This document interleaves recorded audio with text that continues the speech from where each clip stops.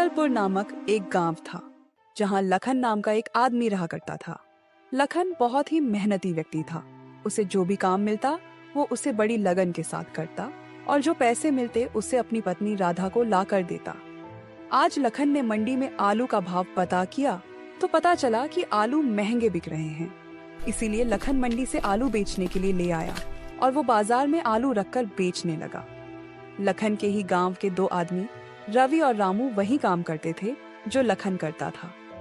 रवि ने जैसे ही लखन को आलू बेचते हुए देखा तो वो रामू से बोला, अरे रामू, देख रहे हो, लखन आलू बेचने के लिए लाया है। इसका मतलब है कि सब्जियों में सबसे अच्छे दाम आलू के ही चल रहे हैं।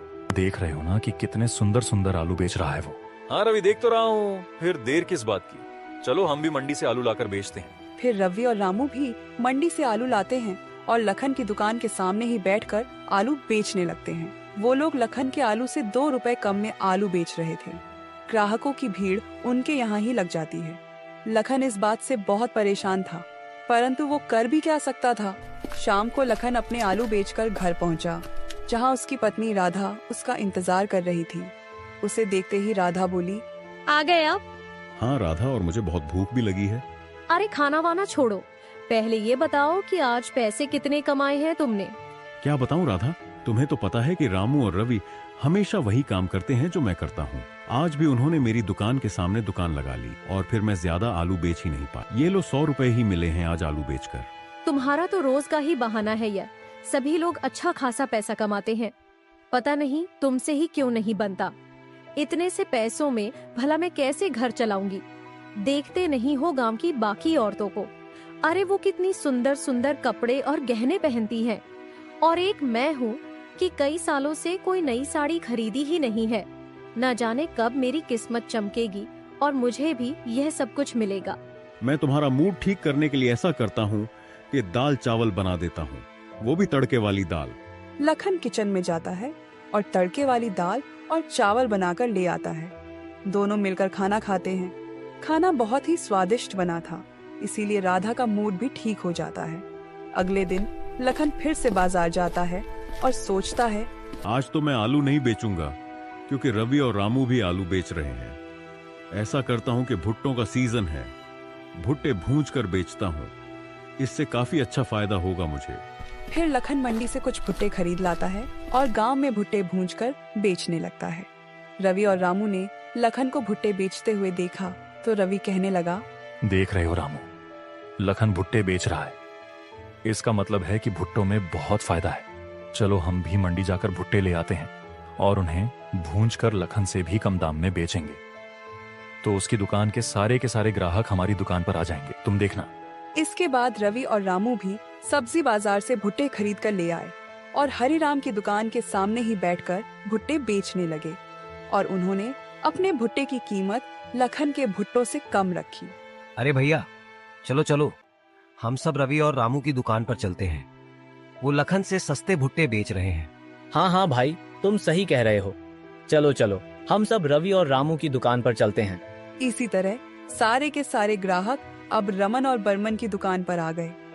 लखन इन सब बातों से बहुत परेशान था। जैसे तैसे वो अपने भुट्टे बेचकर घर पहुंचा और पैसे राधा के हाथ में दी। कम पैसे देखकर राधा गुस्सा होकर बोली, आज तुम फिर से इतने कम पैसे लेकर आए हो? मैं तो परेशान हो गई हूँ।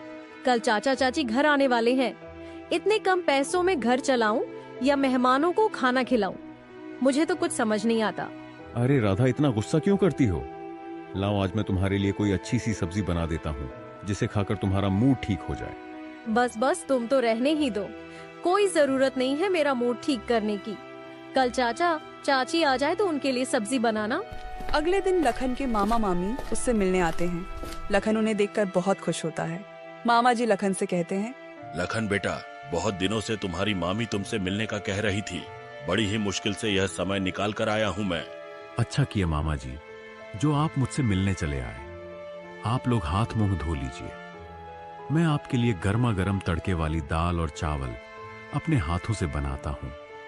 मुझे याद है कि मामी जी को मेरे हाथों के बने दाल चावल बहुत पसंद थे। हाँ लखन, तुम सही कहते हो। तुम्हारे हाथों की दाल चावल का स्वाद मैं आज भी नहीं भूली हूँ। और तुम्हारे जैसी तड़के वाली दाल तो कोई बना ही नहीं पाता।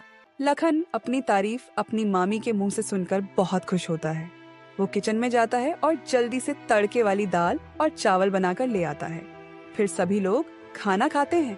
खाना खाकर मामा जी कहते हैं, वाह लखन बेटा, तुमने बहुत ही स्वादिष्ट खाना बनाया था। खाना खाकर तो मजा ही आ गया। बेटा मैं तुमसे एक बात कहना चाहता हूँ। हाँ मामा जी बताइए। जब तुम खाना बना रहे थे तो राधा बता रही थी कि रवि और रामू तुमसे बहुत ही कंपटीशन करते हैं। जो जो तुम काम करते हो वह भी वही काम करने लग जाते हैं और इस तरह तुम्हारा कोई भी काम अच्छा नहीं चल पाता। हाँ मामा जी, राधा कहती है मैं तो बहुत ही परेशान हूं। समझ नहीं आता कि ऐसा कौन सा काम करूं जिससे कि वह मुझे परेशान न कर पाए। अरे तो इसमें इतना सोचने वाली क्या बात है? तुम्हें अपने हुनर का इस्तेमाल करना चाहिए, जिससे कि वो लोग तो क्या कोई भी तुम्हारी नकल नहीं कर पाएगा। मैं समझा नहीं मामी जी, आप क्या कहना चाहते हैं? लखन, तुम्हारे मामा जी ये कहना चाहते हैं कि तुम बहुत ही अच्छा खाना बनाते हो। तुम अपने इस हुनर का इस्तेमाल अपने काम में क्यों नहीं करते? हाँ लखन, मैं यही कहना चाह रहा था कि तुम तड़के वाली दाल और चावल का ठेला खोल लो और ठेले पर दाल चावल रखकर बेचा करो। हाँ मामा जी, आप सही कहते हैं, लेकिन रवि और रामू भी मेरी नकल जरूर करेंगे। देखो लखन, बचपन से ही तुम्हें खाना बनाने का शौक है और तुम्हारे हाथों का बना हुआ खाना बड़ा ही स्वादिष्ट होता है। अगर वह तुम्हारी नकल भी करेंगे तो तुम्हारी तरह स्वादिष्ट खाना नहीं बना पाएंगे। हाँ मामा जी, आपने बिल्कुल सही कहा। मैं कल ही दाल चावल का ठेला खोल लेता हूँ। अगले दिन लखन अपने लिए दाल चावल का एक ठेला खोलता है और सीता भी उसमें लखन की पूरी मदद करती है। लखन ठेले पर दाल चावल बनाकर बेचना शुरू करता है। धीरे धीरे उसके ठेले पर ग्राहकों की संख्या बढ़ने लगती है। जब रवि और रामू ने यह देखा तो रवि रामू से बोला, देख रहे हो लखन ने दाल चावल का ठेला खोल लिया है और कितने सारे ग्राहक हैं उसकी दुकान पर। हाँ भाई रवि, मैं भी देख ही रहा हूँ। तो चलो देर किस बात की, हम भी दाल चावल का ठेला खोल लेते हैं, फिर सारे ग्राहक हमारी दुकान पर आएंगे। और फिर अगले दिन रवि और रामू ने भी दाल चावल का ठेला खोल लिया। उन्होंने अपनी दाल चावल की कीमत लखन के दाल चावल से कम रखी।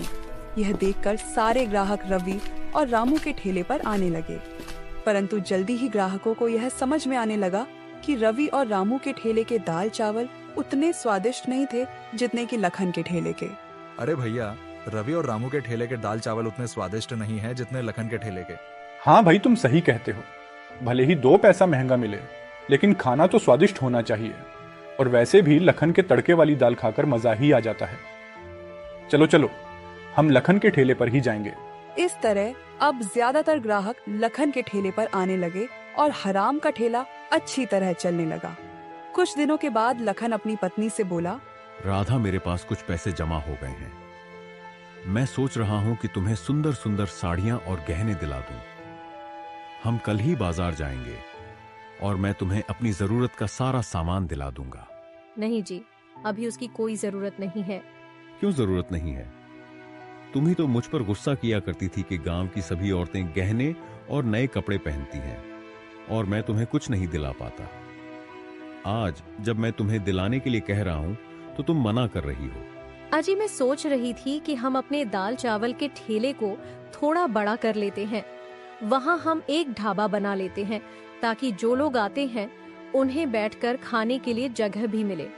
इस तरह हमारा ढाबा थोड़ा ज्यादा चलेगा और थोड़ा ज्यादा पैसा आएगा। और गहने और कपड़ों का क्या है, वो तो मैं बाद में भी खरीद सकती हूँ। ठीक है राधा, जैसी तुम्हारी मर्जी। अगले दिन से लखन और राधा दोनों ही ढाबा बनाने के काम में लग जाते हैं। जल्दी ही लखन की तड़के वाली दाल और चावल का ढाबा बनकर तैयार हो जाता है। ढाबे के बनने के साथ साथ ग्राहकों की संख्या भी बढ़ने लगती है। अब तो आते जाते हर कोई वहाँ पर रुककर खाना खाया करता। रवि और रामू यह देखकर बहुत परेशान हो रहे थे। रवि बोला, देख रहे हो रामू, लखन ने तो अपने ठेले को ढाबे में बदल लिया और सारे ग्राहक भी वहीं जा रहे हैं। हाँ रवि, मैं भी तो सोच रहा हूँ कि हम भी अपने बचे हुए सारे पैसे लगाकर एक ढाबा ही खोल लेते हैं और हम अपने ढाबे पर खाने की कीमत हरिराम के ढाबे से भी कम रखेंगे। इससे सारे ग्राहक हमारे पास आ जाएंगे। और फिर रवि और रामू ने ऐसा ही किया। उन लोगों ने अपने सारे बचाए हुए पैसे लगाकर एक ढाबा बना लिया और उसके बाद अपने ढाबे के दाल चावल की कीमत लखन के ढाबे से कम रखी, परंतु तब भी उनके ढाबे पर खाना खाने कोई नहीं आता था, क्योंकि उनके ढाबे का खाना स्वादिष्ट जो नहीं था और वो लोग बहुत परेशान थे। रवि रामू से बोला, अरे रवि, हमारे ढाबे पर तो कोई नहीं आ रहा, सभी लखन के ढाबे पर ही जा रहे हैं। हाँ रामू, हमने तो अपने बचे हुए सारे पैसे इस ढाबे में लगा दिए और इस ढाबे से 1 रुपए की भी कमाई नहीं हो रही है। अगर ऐसा ही चलता रहा तो हमें ये ढाबा बंद करना पड़ेगा।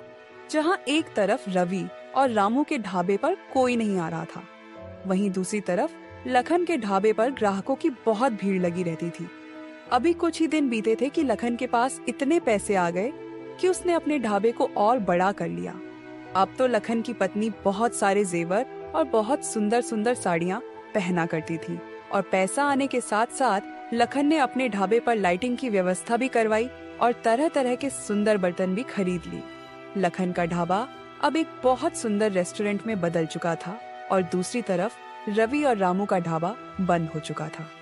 रवि और रामू के पास अपना घर चलाने के लिए भी कोई पैसा नहीं था। एक दिन रवि और रामू लखन के ढाबे पर पहुंच गए और रवि लखन से बोला, लखन भैया, हमें माफ कर दो।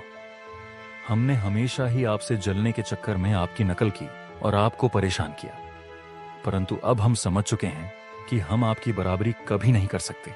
लखन भैया, आपका ढाबा तो इतना बड़ा हो गया है कि इसमें बहुत सारे नौकरों की जरूरत है। हमें भी नौकरी पर रख लो ताकि हमारे घर का भी खर्चा चल सके। लखन भैया, हमें माफ कर दो। हम दोनों आपसे माफी मांगने आए हैं और हमें माफ करके अपने ढाबे पर नौकरी दे दो। वैसे तुम लोगों ने मुझे परेशान तो बहुत किया है, परंतु अगर मैं भी तुम्हारे साथ वही करूंगा तो तुम में और मुझ में क्या फर्क रह जाएगा। ठीक है, मैंने तुम दोनों को माफ किया। आज से खाना परोसने और ग्राहकों को देखने का काम तुम दोनों संभालना। इस तरह लखन ने रवि और रामू को माफ करके अपने ढाबे पर नौकरी दे दी और अपने ढाबे को बड़ी ही शान से चलाने लगा।